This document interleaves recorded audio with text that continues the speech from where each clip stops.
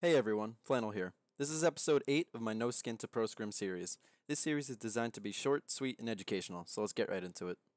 Episode number 8, All Throwables and How to Use Them. A common concept between all throwables in Fortnite is the arc provided if you hold your fire button before you release. The circle at the end of this arc will depict exactly where your throwable will go, so don't be afraid to utilize this function to perfect your throw. The rest of the video is going to be a breakdown of every individual throwable, so timestamps to each will be provided in the description. Grenades. Grenades are an explosive device in Fortnite that can be thrown short, middle, and long ranged, and they detonate in around 3.5 seconds. Use these to spam an opponent and push while they are distracted, end down players, or expertly Kobe people in their bases. Clingers. Clingers are sticky grenades that stick to the first object it comes into contact with. If you throw multiple clingers at the same structure, the first will destroy the structure, and the others will fall to the floor or the next nearest structure. Clingers can be used to spam the top of an enemy's box so that the first clinger breaks the roof and the others fall onto the enemy. They can be used to explode specific locations in a build battle to quickly break it down. Or they can be used to stick the enemy right in the face, which is my personal favorite. Stink bombs. Stink bombs are bombs that detonate upon impact with the first structure it comes into contact with.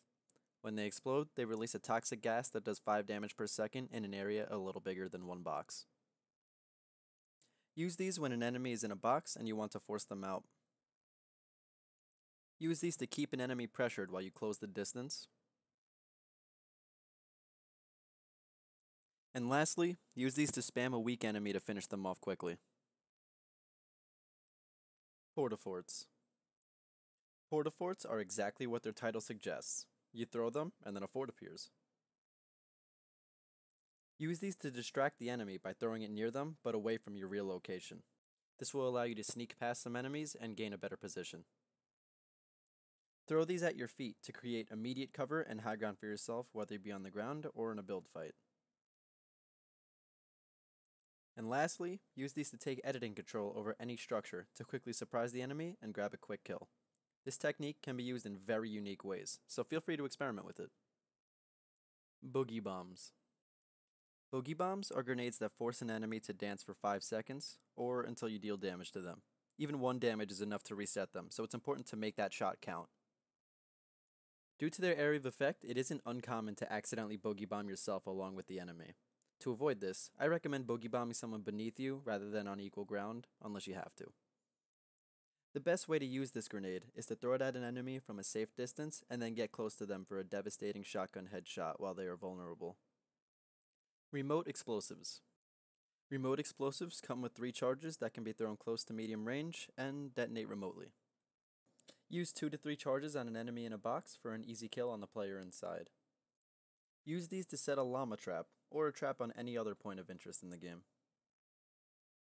Use these to hurt or disorient players pushing you and give yourself an advantage in the fight. And finally, use these to strategically take down build fights or an enemy tower. Impulse grenades. This grenade is a little challenging to use, but with enough practice is a very fun tool to use in the game. Essentially, an impulse grenade explodes and pushes everyone in the vicinity away at high speeds.